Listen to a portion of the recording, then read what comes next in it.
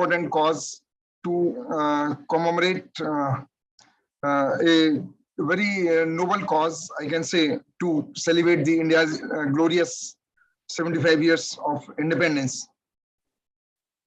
Friends, as you know, ICAR has taken up many activities, and this is one of the very important activity which has been taken to have the 75 lectures before 15th August 2022. In that series, we have taken many lectures. Many important personalities, they have shared this platform to express their views. You can see that the lectures which we have covered, 68 lectures we have covered till date. We have covered the topics on agricultural research, animal science, fisheries, the policies by Niti Aayog. We can see the lectures on the health, the lectures on motivation, yoga, and many more topics. In the same series, today we are going to have 69th lecture on a very important topic, and that is capacity building and technology development by technical institutions in National Clean Air Program. Friends, this lecture is being given again by a very important personality, a very well-known researcher, Professor Sachchida Nand Tripathi. Professor Tripathi, he is a professor at the Department of Civil Engineering, IIT Kanpur, and he has won many prestigious awards. To name a few, I can say one of the most prestigious award, Shanti Swarup Bhatnagar, in Earth, Atmosphere and Planetary Sciences, J.C. Bose National Fellowship, Distinguished Alumnus Award of Banaras Hindu University, and UP Ratna by Government of Uttar Pradesh. Congratulations, Professor Tripathi, for such prestigious awards, which are to your credit. He is also the elected fellow of Indian National Science Academy, and Indian National Academy of Engineering, National Academy of Sciences of India, very prestigious academies. Really, we are proud of your achievements. He has, I think, he has been the guide for the 15 PhD students and 37 MTech students. And he has, to his credit, 192 plus research articles in international journals, which have a total citation of more than 7,365. Excellent. 4 book chapters. Professor Tripathi has made impactful contributions to address challenges of air pollution and climate change. He has built groundbreaking innovation approaches for indigenously built low-cost sensor-based network technologies for nationwide urban quality monitoring and real-time source apportionment. His work on Taj Mahal discoloration led to policy interventions in Agra city, a very important intervention he made. His pioneering work in aerosol-induced cloud invigoration effect and synergy of coupling between urban land use, land cover, and cloud condensation, nuclei-induced AIV has contributed significantly in future urban planning to avoid flash floods. He is also the coordinator of the National Knowledge Network formed under the National Clean Air Program and an expert member of Steering Committee and Monitoring Committees, National Clean Air Program, and member of Executive Council, Climate Change Program, Department of Science and Technology. What a wonderful CV your contribution is.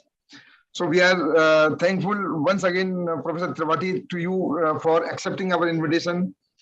And I know it's a very early morning in Germany. You are connecting from Germany.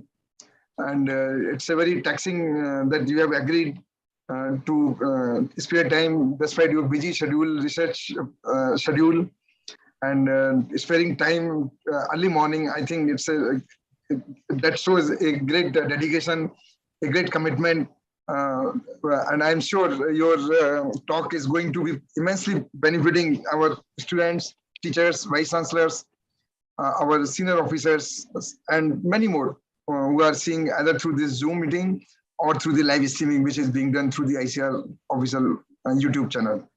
So thank you once again, Professor Tripathi, and the floor is yours now. Thank you. First, thank you, Dr. Agrawal, for being very generous while introducing me. I thank you. I thanks ICAR for giving me this opportunity. I feel very privileged and humbled to be part of such a distinguished lecture series, which is being organized as part of India's 75th independence year celebrations. So I'm very happy, delighted while giving this lecture, and I hope by end of this lecture I would be able to share some interesting ideas which will find some resonance with the ICAR community. For example, something related to agriculture residue burning, what we have found in Delhi, or a new air quality network across the states of Uttar Pradesh and Bihar, which would cover the entire rural landscape of these two large states. I'm sure we'll have something interesting to further, find common ground and for some common collaboration. So with that, I again thank you all, and I would like to share my slides, and we'll begin from there. I hope you can all see my slides well. Dr. Agrawal, can you please confirm? Yes, please. Okay. So mainly I'm going to discuss, to start with the National Clean Air Program. And then I would also discuss that what kind of structured mechanism we have proposed to Government of India, which I'm very delighted that they agreed upon, which is called a knowledge network. And what is this knowledge network? And as a part of knowledge network, what kind of new science questions we are addressing related to air pollution, which is a emerging global environmental threat, and also has some very strong climate connections. And then would also try to give some ideas, some new emerging ways to either tackle this problem or measure and monitor it. So as we know that you can only manage something if you can measure it. It's a very famous quote by a very top industrialist in US. So that is why we believe that measurements are very important. But how can you measure at scale? That is what is going to be a final theme of my talk.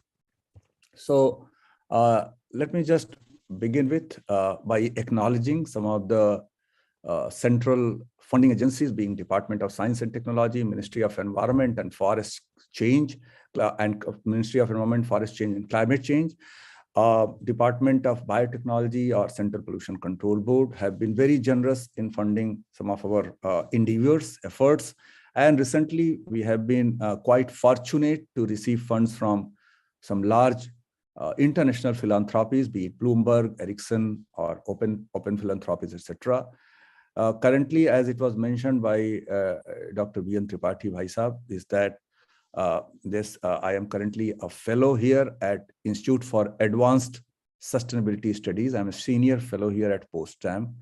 And I also would like to put on record all the work which I'm showing has been a result of collaborations with my collaborators in India, abroad, and also many postdocs, a whole generation of postdocs, PhDs, and masters have contributed to this work. So mainly the talk is organized in the following fashion. I will briefly tell about National Clean Air Program, and then would quickly switch to the National Knowledge Network, which is a rainbow alliance of India's top technical institutions, IITs and IITs, top universities, and national laboratories, which is a very much pan-national alliance, which currently has a presence in every state and everywhere. Second part of the talk is going to focus on what are the sources which contribute to the ambient particulate matter and ambient harmful gases, which are potentially harmful for human health. How do you improve this technology? So I will show you that how gradually we are doing some indigenous development to improve this technology and make it more affordable, more scalable.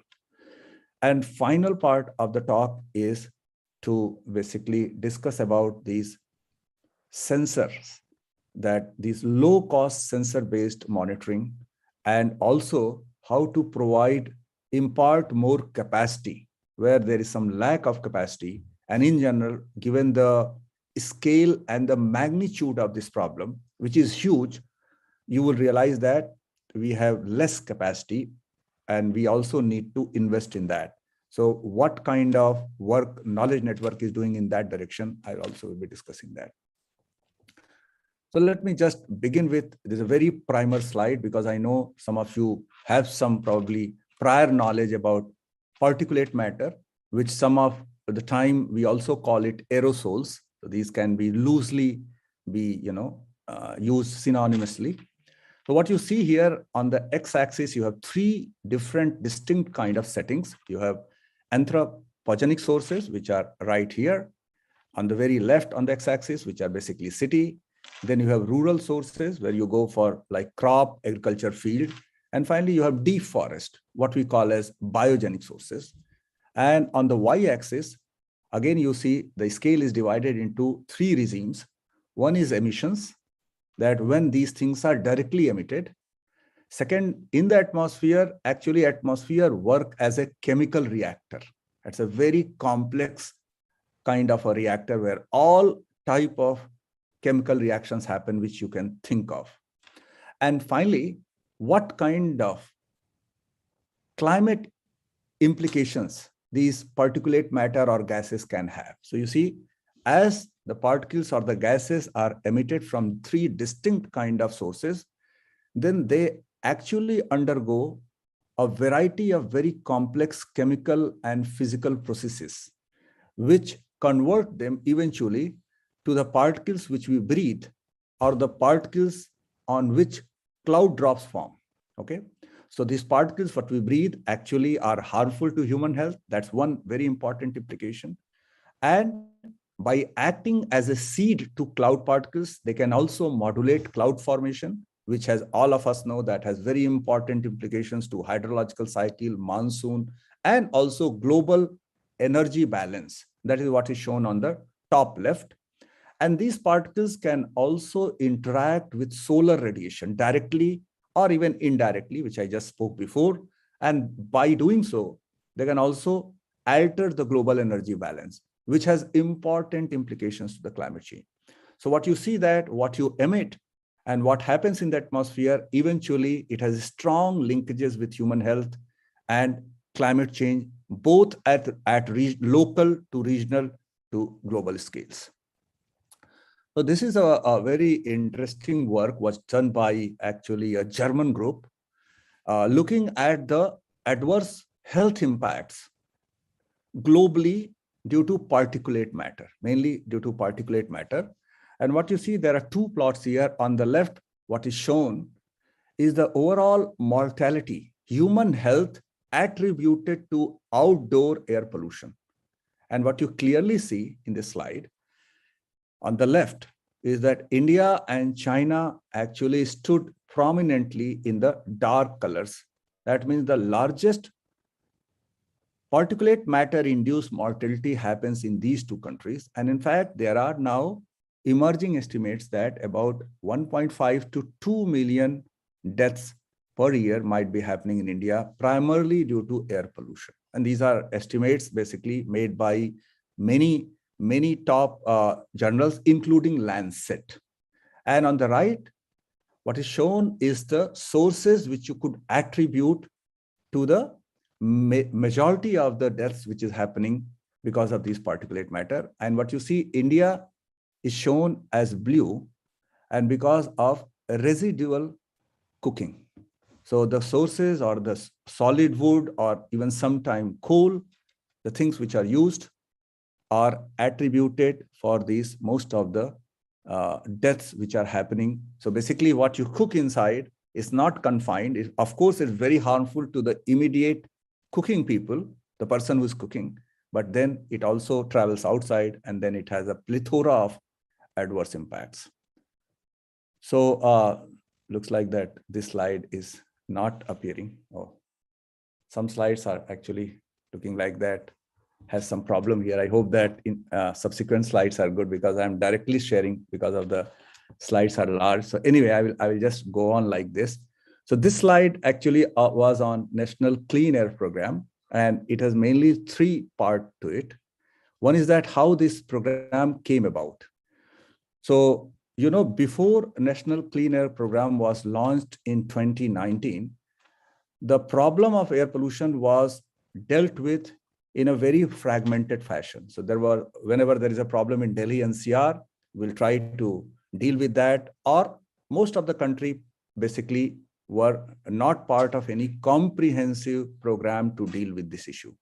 So first time the Clean Air Program was launched in 2019 on the basis of the measurements what the country had related to particulate matter 10. Particulate matter 10 is basically PM, these particles which you find in the atmosphere. Sometimes loosely we call it dust particles, having size less than 10 micron.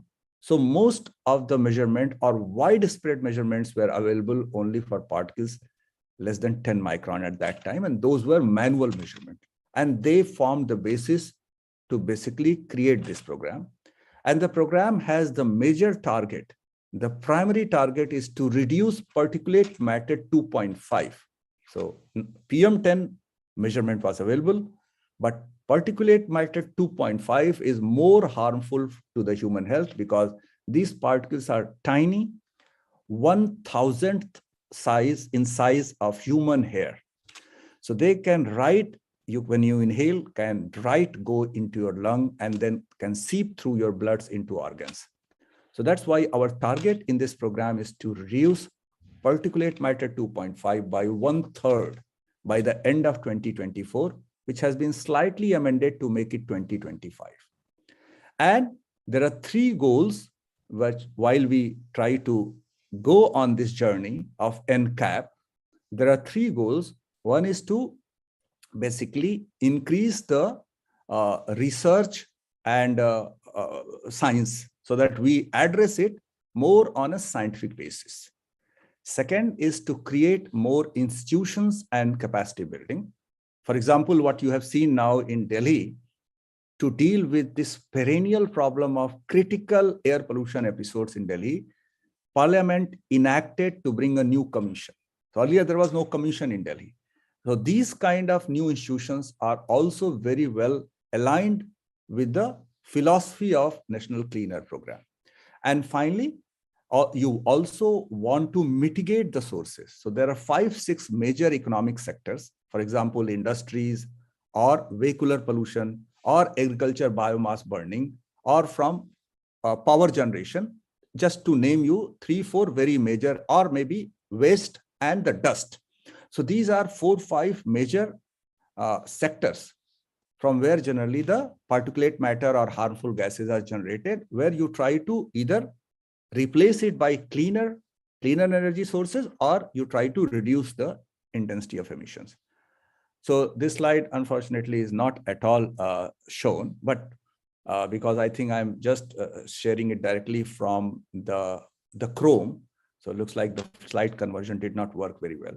But this slide mainly showed that how the program will be delivered based on the 3 major pillars. So that is all what I just spoke in the previous slide. So we haven't missed too much here.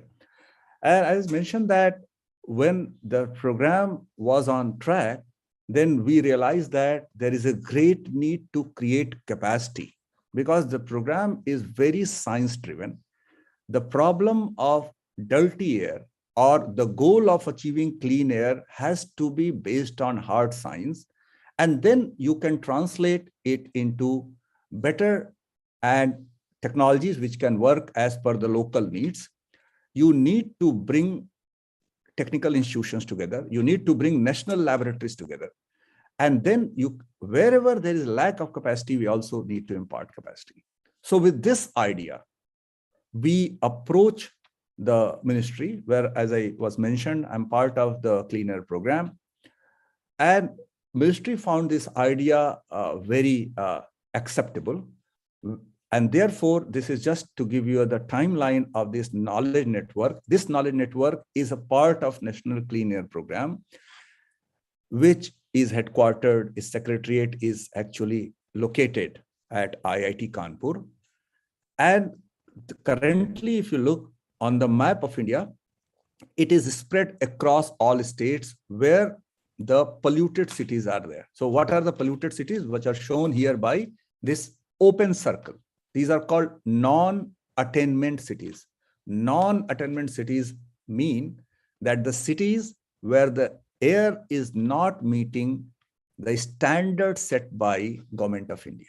So we have National Air Quality Standard, and based on substantial measurement, if air is not meeting those, then we designate them as status of non-attainment cities. So as of now, this program is very city-centric, and under is Amrit 133. 133 cities are basically where the clean air program is being implemented.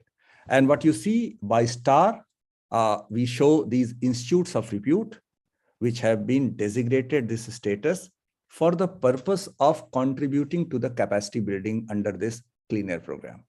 So mainly we have all the IITs here, all NITs, all top universities who have a well-established program either in environmental engineering, or sometimes they have some program in air pollution, or they have a established research program, either academic or research program. They have been brought into that. So altogether, there are about 90 plus institutions are part of this network.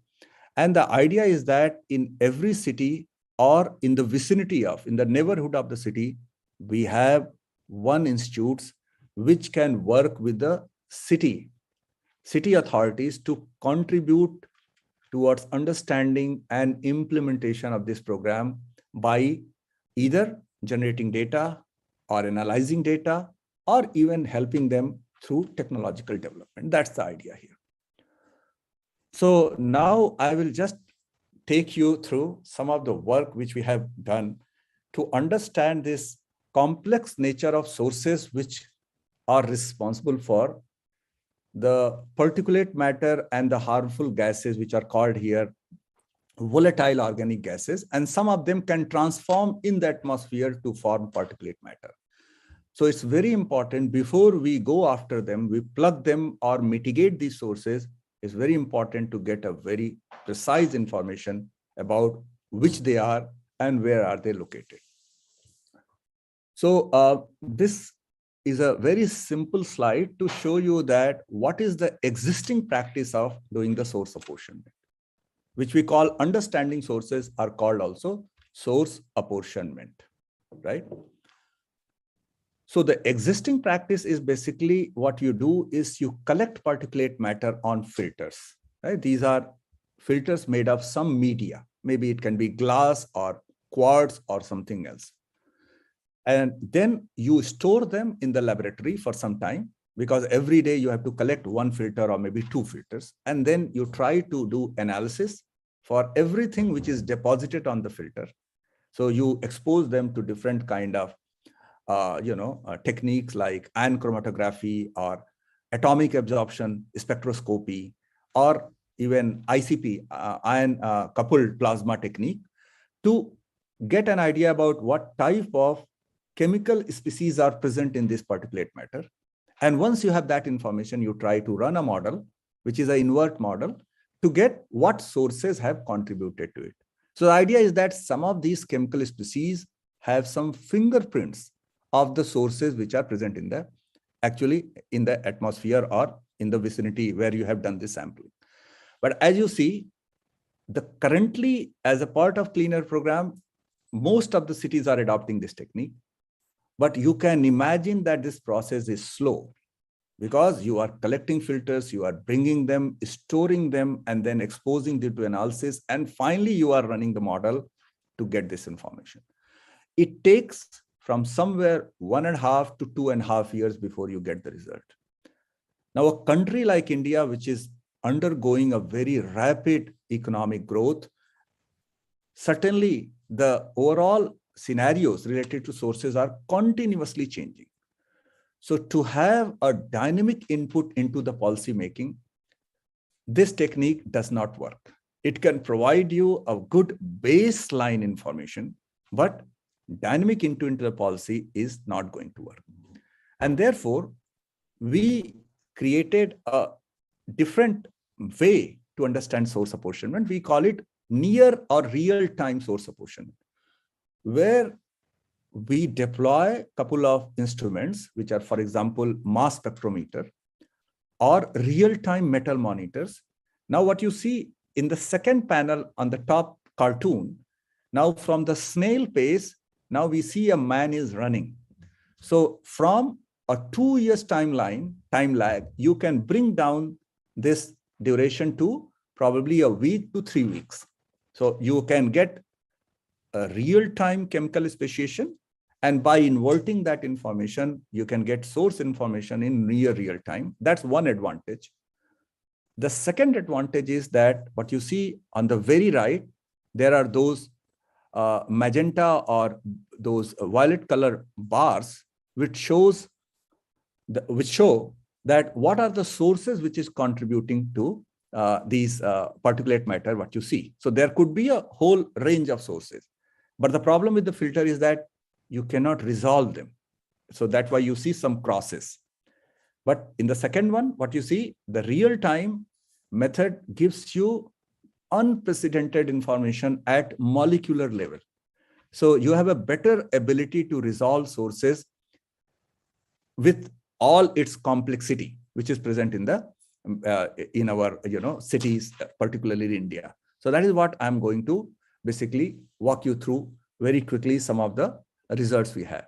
So 2 or 3 experiments we have conducted over Delhi NCR in recent years, which has covered right from Haryana, what you see on the India's map on top west north, from Hisar and right up to Kanpur, and currently we have also extended it to Lucknow. So basically we have covered a distance of about 1,500 kilometers over a year of 1 to 2 years, where these experiments were done in stages. And we have tried to get this information in near real time, and many a time this information has been shared with government, which they have found it even actionable related to the policy making. So this is a work which was done by my PhD student some time back. What you see in the center, you have map of Delhi NCR, and one station is right where Indian Council of Agriculture Research major presence is there near Pusa. So on the left, what you see, these 3 circles are basically these 3 pie charts, which shows what contributes to the major part of particulate matter, which we call organic. Okay, and that is what we are showing here. And of course, at the same time, other species which contribute to particulate matter is also shown here. So roughly speaking, what you see from these 3 locations over Delhi NCR, which is one at near Pusa, one at IIT Delhi, and third is a downstream site at Mano-Rachna International University. Primarily, what you can understand that half of all the particulate matter is contributed by inorganic kind of species, and half of that is organic. And then you have those stacked bar for all the 3 pies, half of that, which is green in color. You also see that there are 3 distinct sources which contribute to the organic part of aerosols, which is oxygenated organic, which is aged organic. As I said, that as things travel in atmosphere, they get aged. Second is what you see, it is called that biomass burning related. And third is HOA, which is related to traffic. So the 50% of particulate matter is organic, and 50 of that is coming from the things which are formed in the atmosphere, and remaining 50, that is 1/4 of the total particulate matter, is primary in nature, which is coming from traffic and something related to the biogenic combustion or solid fuel, all that put together. Okay. Now, this slide actually shows a little result of little more advanced analysis. So here we wanted to understand that can we further dive deep into the understanding of sources to the organic aerosols.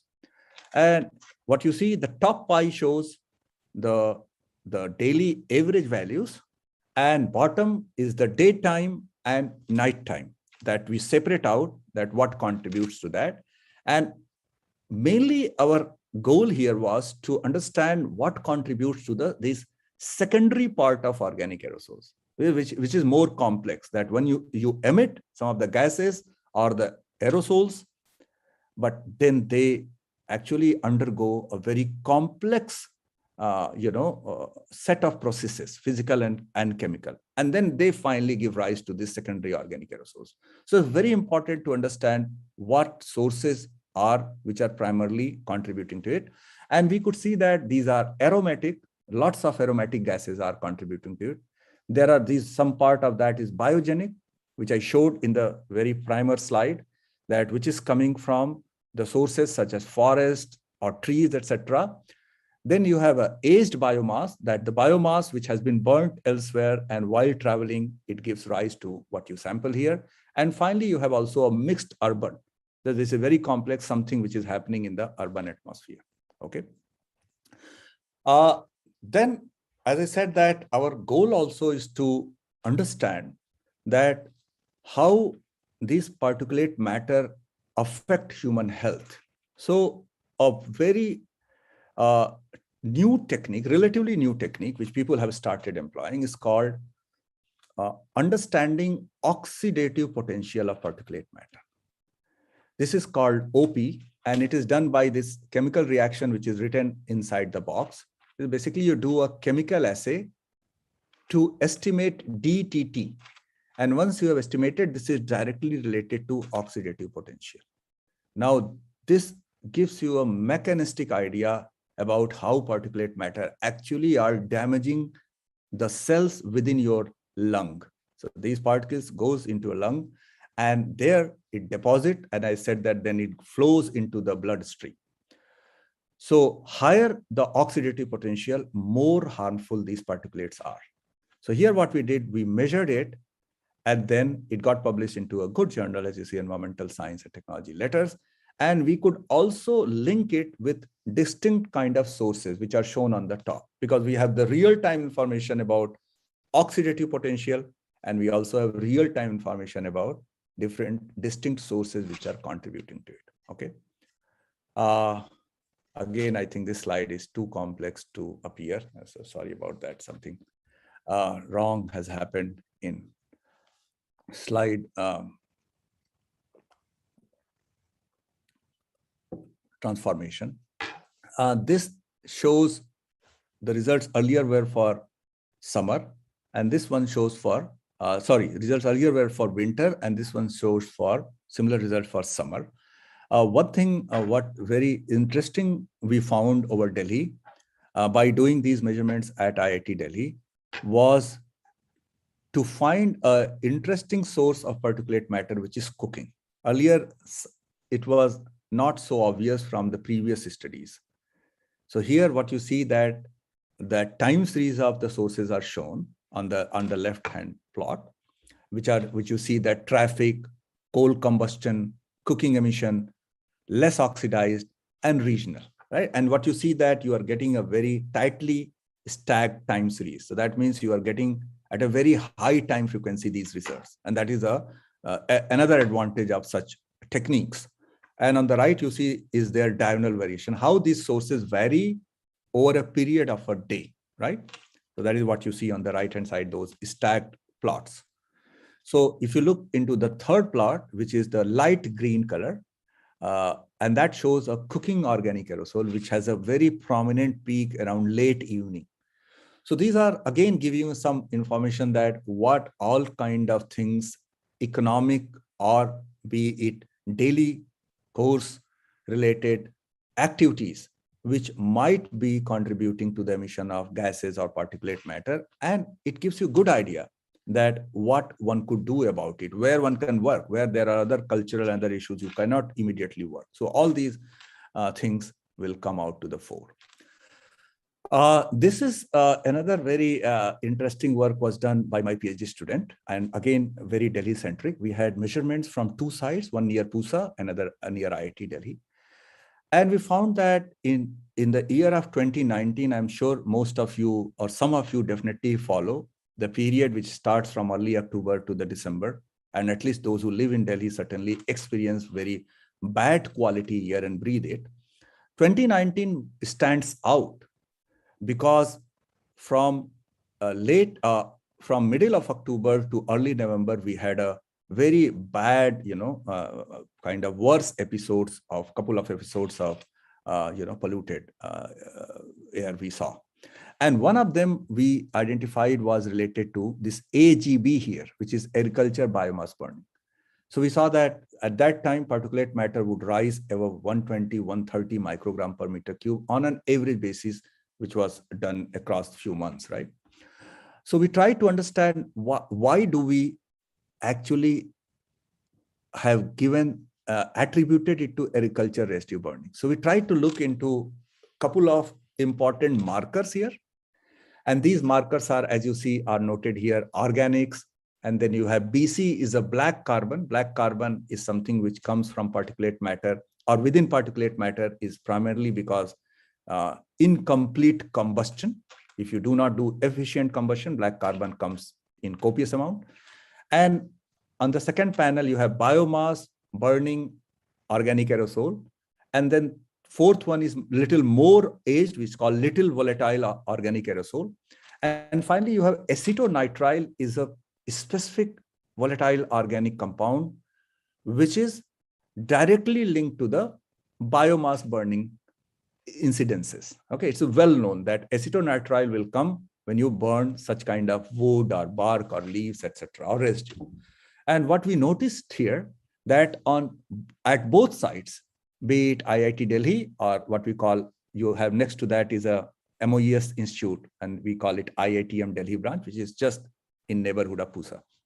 And you see all these markers definitely show an enhanced value compared to the rest of values. And that clearly shows that that episode in 2019 was driven by agriculture biomass burning. So that's a very interesting thing. You can understand that you can pinpoint it, and later on, if you can implement in models, then your models would have better ability to predict such episodes in future. Okay. This again was a work done over Delhi here, which is more related to understanding that what sources contribute to the metals in the particulate matter. Okay. Until now, we focused more on the non-refractory, non-metal part of particulate matter. But as you know, dust or what comes from power plant like ash or some other things have a huge contributions from refractory type of material, which we call like silica, etc.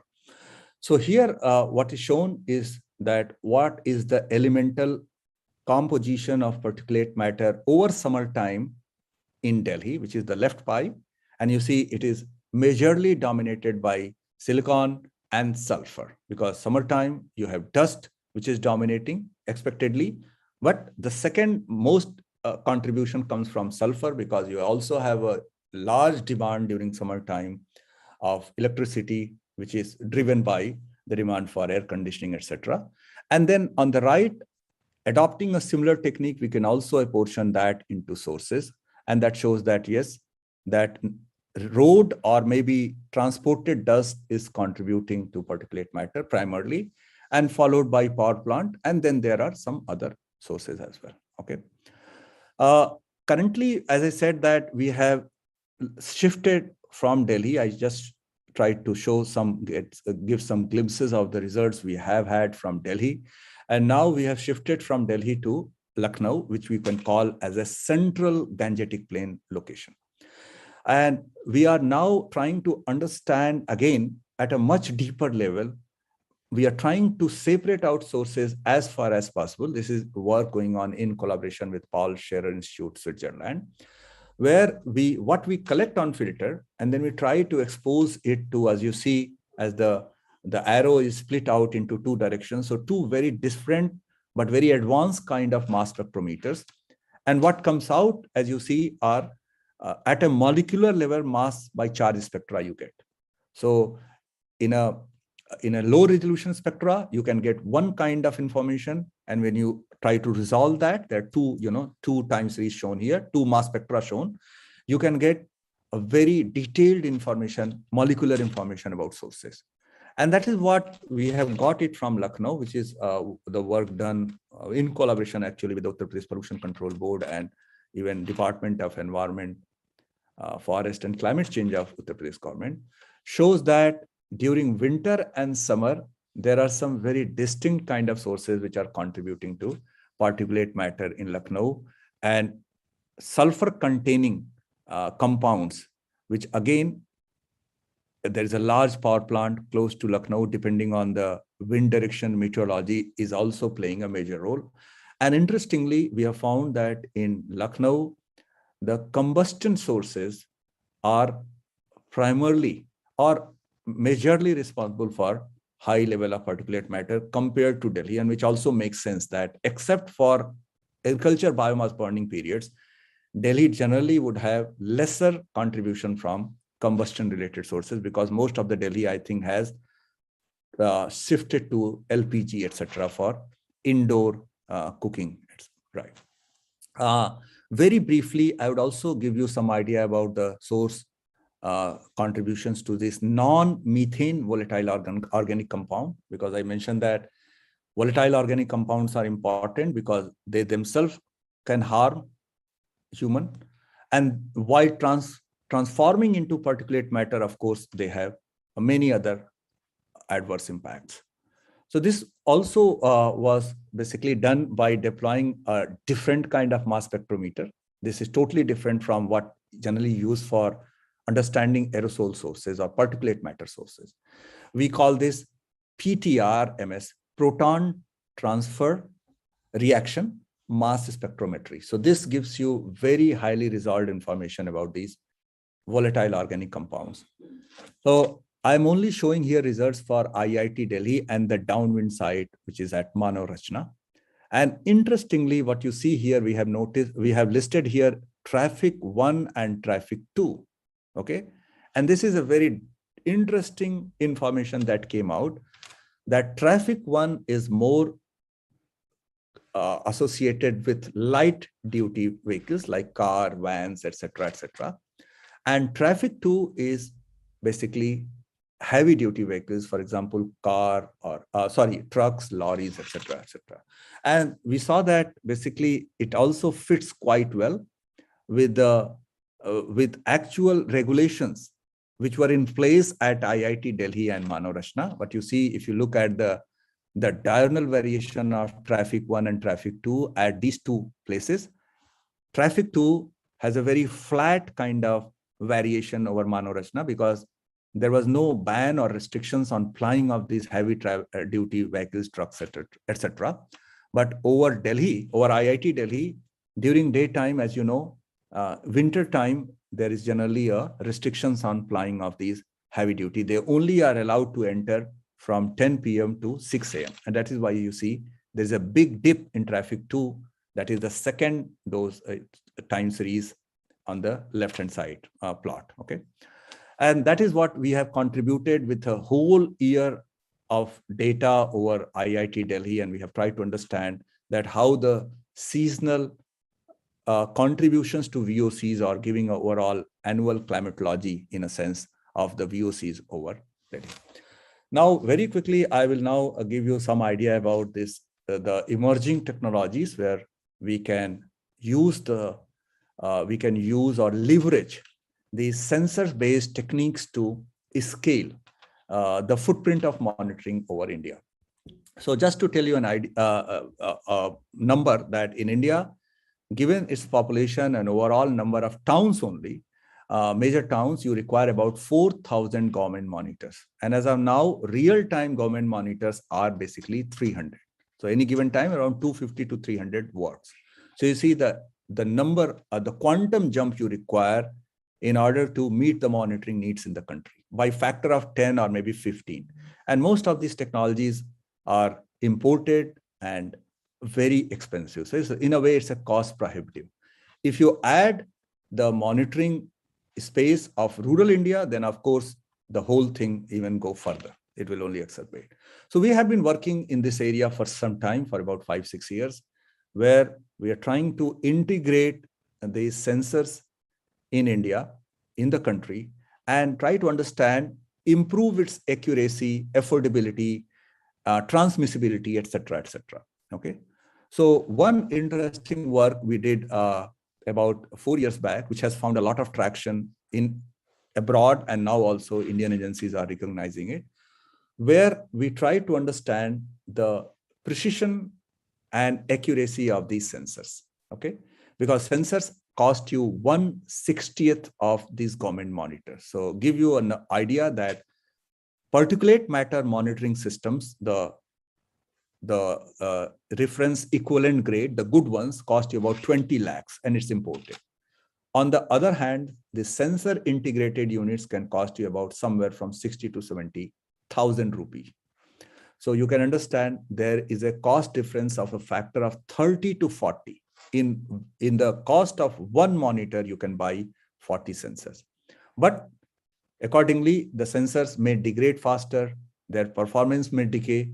And in fact, unless you understand their accuracy very well and you apply right calibration to it, maybe you will not be able to get the right data. So that is what we have been working on for some time. Here, what we have shown some results from Kanpur, basically by comparing on the x-axis, you have government monitor data, and the y-axis, you have sensor data. And we have looked into hourly averages, 24-hour averages for the monsoon period when you have low amount of particulate matter, and for basically post-monsoon winter time when you have high particulate matter. And we found that there is a great agreement. If you look or collect the data carefully and maintain the sensors well, then you have an agreement with an R squared of 0.85 to 0.9. And if you correct for temperature and relative humidity, some of these meteorological, co-founders, variables, then you can increase the accuracy even further. Okay. So basically, we got these encouraging results. So we started also looking into the gas sensors, because I mentioned that in India, you monitor for air quality purposes, you monitor particulate matter and you monitor 4 to 5 kind of harmful gases, which are ozone, nitrogen oxides, sulfur oxides, and carbon monoxide. These are generally mandated to be monitored by Government of India wherever there's a government monitoring station. So we try to look into the accuracy of 2 particular gas sensors, which monitor or measure NOx, nitrogen oxides, and ozone. And that is what we have shown here again, is the error incurred in the ozone and NOx measurements by these sensors compared to the government monitors, which we call gas analyzer, by making use of or by exploiting some of the very advanced machine learning techniques here. And if you notice that in both plots, basically as you go from left to right, you slowly move from very simple model, which are linear model, to regression tree. And finally, we have moved to very data hungry, very expensive, complex machine learning models. For example, that is called K nearest neighbor, D metric learning. This is a very advanced model. And what you see that in these violin kind of plots in both blue and orange, you see the error has been dropped down to 8 to 10% for ozone and about 12 to 15% for NOx. So this shows that there is a very promising future for sensor-based monitoring of air quality in the country if you try to take them, install them carefully, and take all the due diligence in data analysis and make use of machine learning and artificial intelligence technique. Okay. So in fact, these results excited some of the government agencies. So Maharashtra Pollution Control Board took a lot of interest, and they facilitated us by giving their whole Mumbai's ambient air quality monitoring network, which was comprised of 15 government monitors. So across 15 sites over Mumbai, for 7 months, we deployed 40 sensors. So it's a relatively large experiment we did. And the results was, again, even more encouraging, where we found that the overall uptime of census data is commensurate with the government monitor. Okay, that's result 1. Second, the error could be brought down to 10% across 40 sensors, and which were working for 7 months, covering 2 or 3 distinct seasons over Mumbai, and for very distinct environments. Some places, there are lots of traffic in Mumbai. Some places are impacted by sea salt because 3 part of the Mumbai is covered with sea. And some places are more impacted by industrial aerosols. And even there are differences at the level of pollution. So this was again a very, very promising and interesting results. So currently we are basically expanding this network. In fact, running now in Delhi, Lucknow, Jaipur, Mumbai, we did this experiment. Currently, we have a network running in Chennai and Kanyakumari, and we are halfway in deploying a network in the city of Guwahati. So slowly, such network, which is supported by Ericsson, and they are working well, they're transmitting data, and places like Jaipur, we have Rajasthan Pollution Control Board working with us as a partner.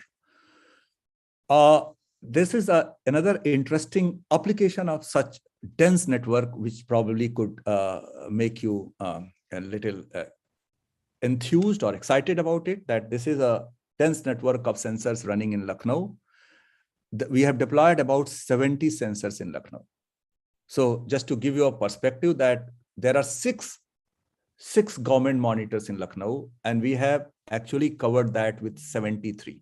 So the government monitors are very important because they are giving you accurate data, but they don't have that coverage that you require to understand the level, sources, and distribution of pollution, or contribution from local to other places, to the city of Lucknow, or for that matter, any other city.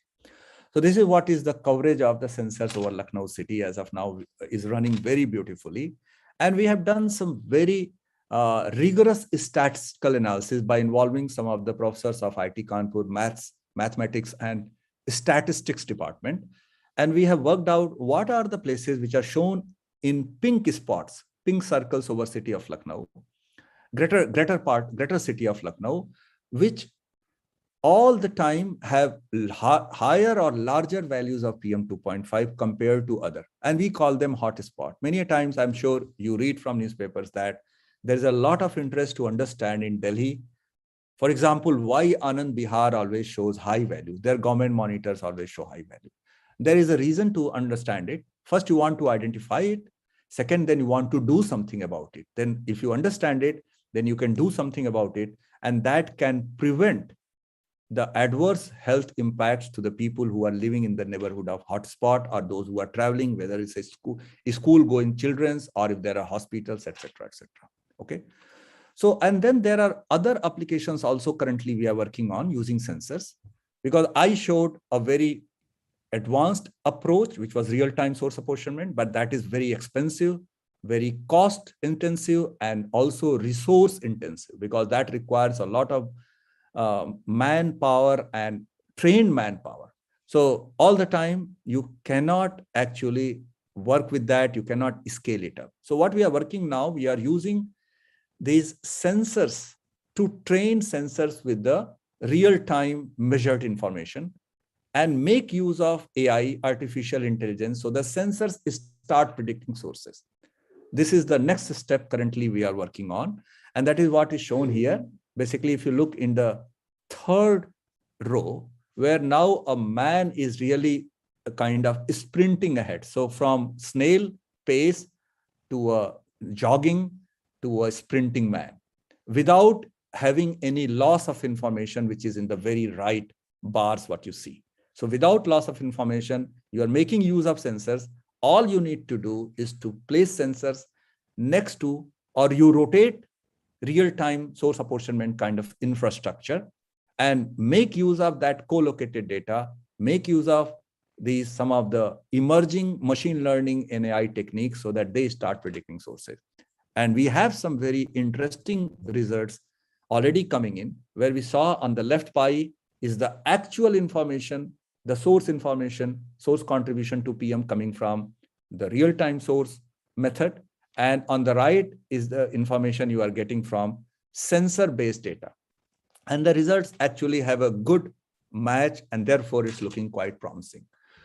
So I am almost now at the last stage of my presentation, very 1 or 2 slides. So Dr. Agrawal, how many minutes I have? Would you please just tell me? No problem. You can just finish your talk. Okay, so I'm almost done. Thank you very much. So here what I'm just showing that we had a nationwide capacity building program, which was supported by World Bank. We launched it in February and it ran through end of March, which has about altogether two major components to it. One was the induction training, and second was to create a framework for launching such programs in future, which is also linked with the national skill qualification framework. So that idea is that you train people who are employable, right? That people find the training commensurate to the job they are looking for. So about 400 people across academia, consulting firms, regulators, government agencies, and urban local body officials who attended this program, which were all actually imparted, delivered online from early February to end of March. And there are other also plans to take it forward. That is what it shows the overall reach of this program. And there is a final slide here, which I'm just showing now, is that we have just got some good support to create a rural air quality sensor-based network. And we are starting that with the states of Uttar Pradesh and Bihar, where we are covering around 1368 rural block, or what is also called these days are intermediate panchayats. So in Uttar Pradesh, there are 75 districts. And in Bihar, I think there are just little over 50 districts. And they both have respectively 850 plus 550 kind of these blocks. So the idea is that we will have this rural air quality network running in these two states starting from next June. This project has already commenced and work is in progress. And by next June 2023, we should have these two states will be connected with this network of sensors covering the rural air quality, because there were some very impactful work. In fact, one came out in Proceedings of National Academy of Sciences 1.5 years back, work carried by an Indian scientist based out of US, which showed that rural air quality is fast deteriorating.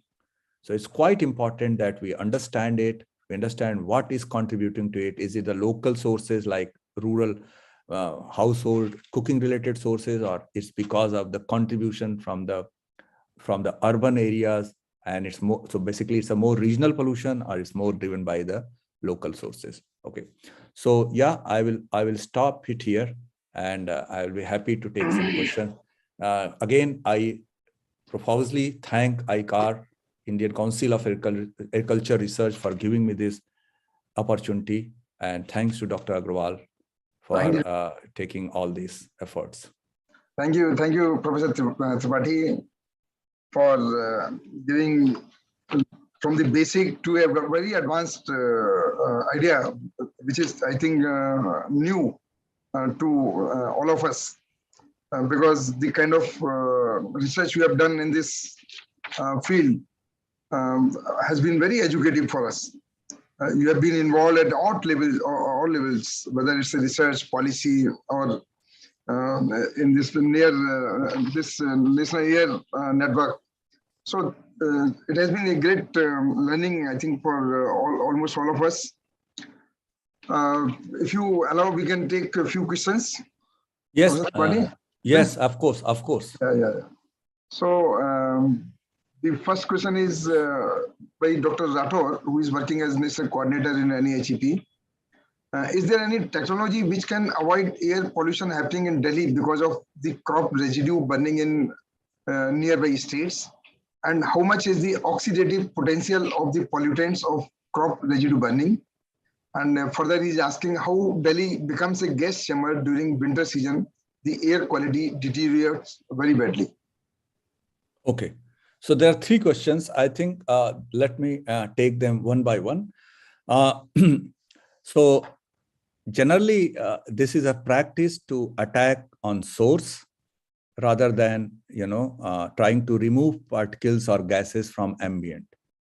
I always try to give an analogy that even in river, you don't clean by putting some chemical or something in river. You try to always plug what comes from municipal sewage or industries, etc.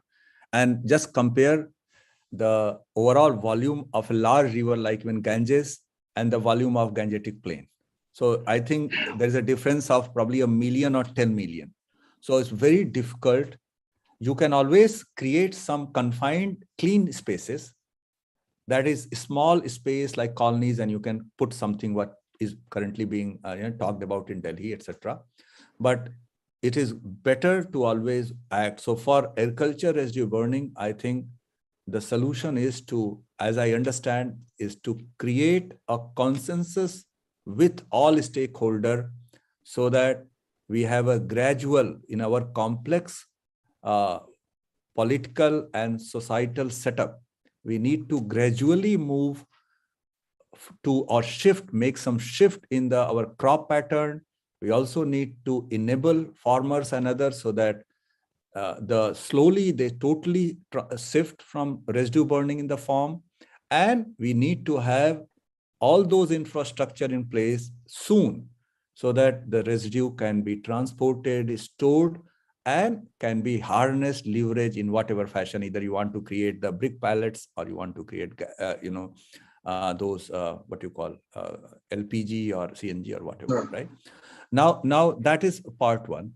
The oxidative potential, the exact magnitude of that, I don't remember. But one thing I forgot, because that slide just next to my first primary slide on oxidative potential was a very detailed slide where we have actually from all 5 locations over Delhi, we could link oxidative potential and by using 3 distinct kind of assays. So that was a really loss of a very nice slide, but doesn't matter.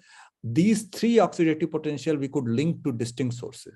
But the primary message from that, where we are just working to submit a paper, probably to a high profile journal, is that secondary organic aerosol actually they disproportionately contribute to oxidative potential.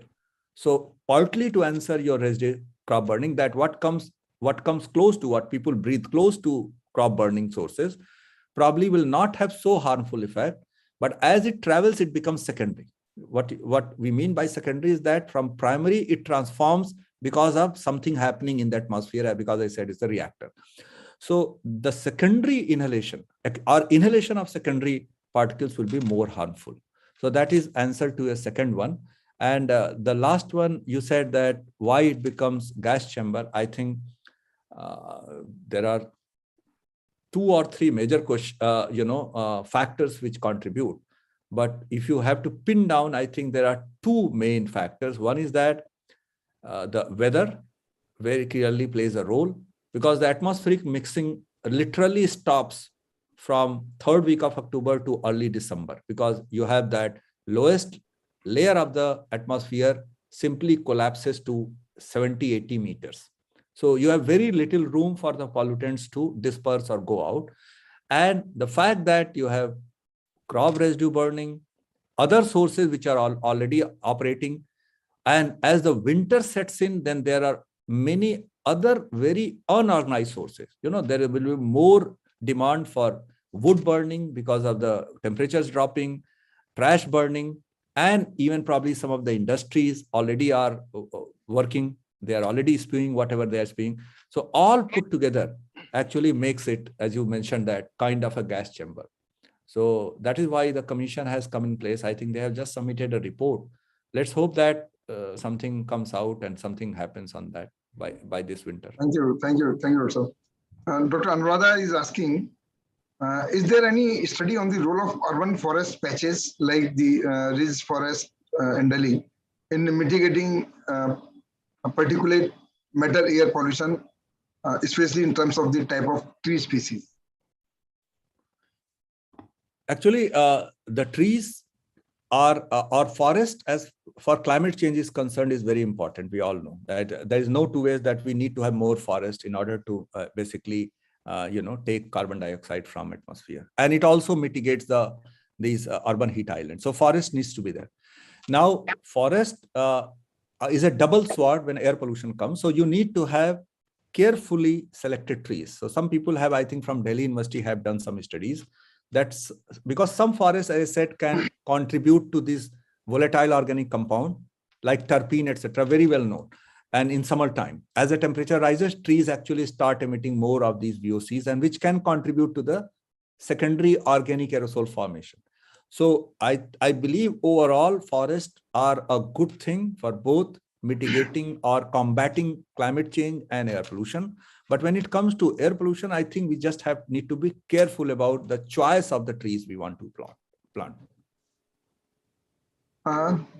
One last question we can take, that is from Sachchidanandan. They are just complimenting you first for the presentation and the information which you have provided, and they are asking if there is any way to identify biological or pollutants, pathogenic bacteria adhering to dust particles play a major significant role. By adhering to the alveolar epithelium, it may cause an infection in the lungs directly. Yes, I think biological particles are very important component of particulate matter. And there are techniques now, both offline and online. I think people try to collect them in a very specific way, and then they bring to laboratory, and then I think they give them agar, which I think most of the agriculture scientists should know, that food, and then they try to measure positive and negative bacteria, and then they go further and do the DNA analysis, etc. But there are also now techniques which can provide you these overall number or quantity of the pathogens, not necessarily pathogens, but maybe let's say bacteria which are associated with the dust particles. By, I think, looking at some efflorescence, there are some new techniques which actually look at, because some of these bacteria actually in a particular way interact with light and give signal. So I know that there are one or two techniques you can get directly, because you are right that getting the pathogens detected is important, because sometime, and many times we have seen during actually this COVID-induced COVID times, that is important for certainly for indoor pollution. It's quite important that we are able to detect these pathogens which are associated with particulate matter. So there are some other works people have been able to identify, even some using sensors also to identify some of these pathogens. Very, very specific one, not all kind of pathogens. Thank you, Dr. Tripathi. Dr. B.N. Tripathi, sir, you want to add something? Can you make him the co-host, please?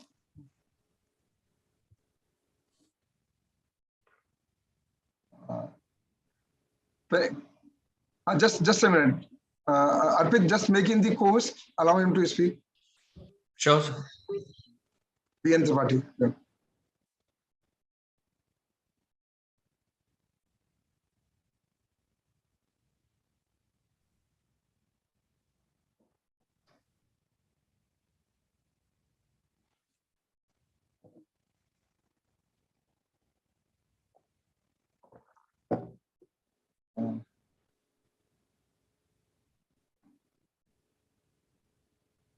Could you do it?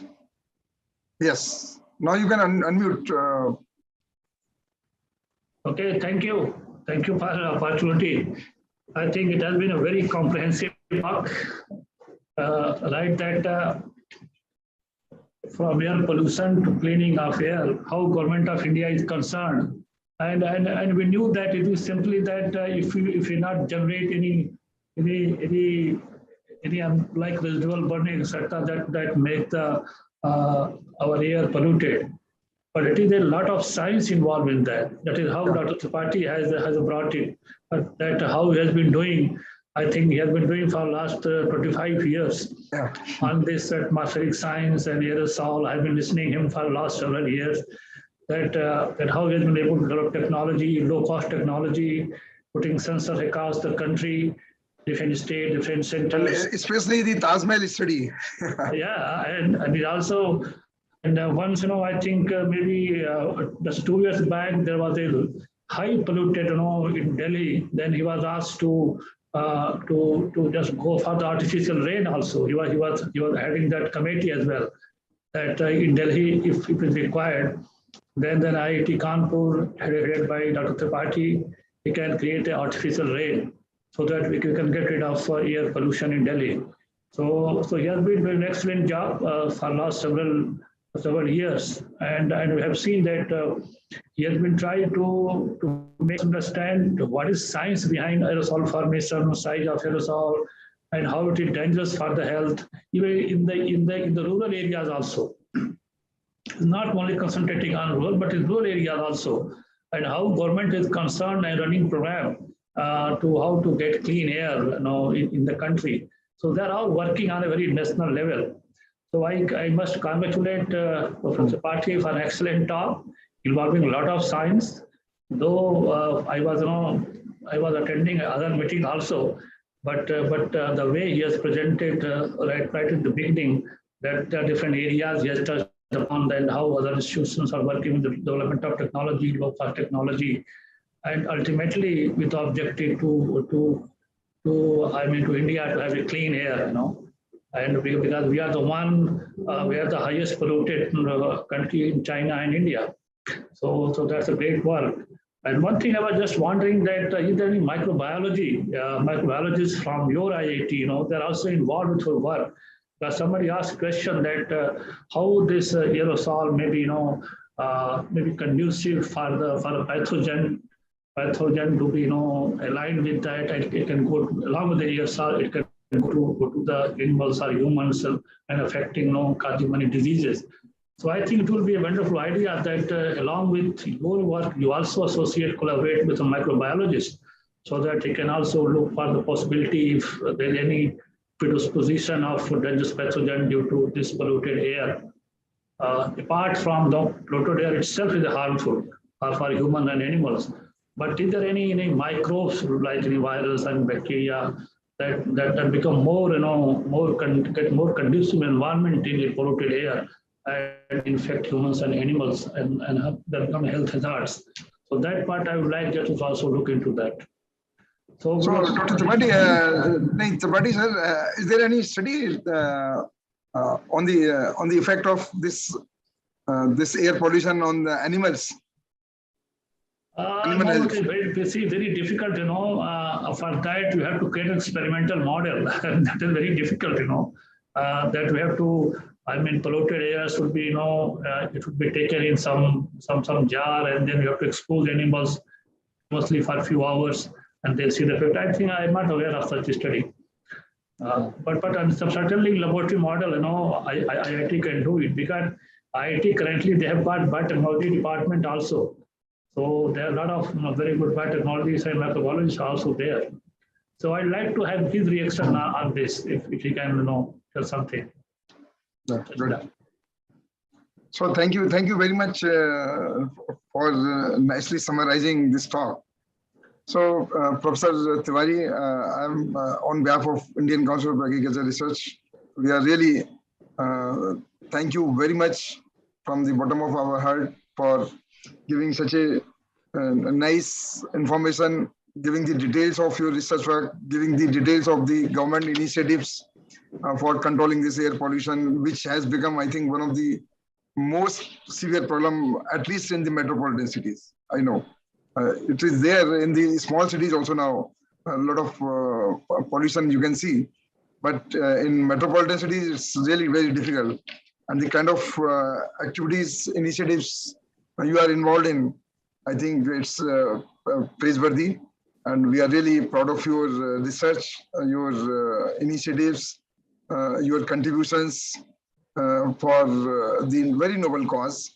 So thank you very much once again for sparing the time and for providing all these insights into this important topic. So, and I thank all the audience, the eminent audience from our universities, from ICAR, and the students especially for attending this important talk. So thank you once again. Thank you. Thank you, Dr. Agrawal. Thank you. Okay, bye.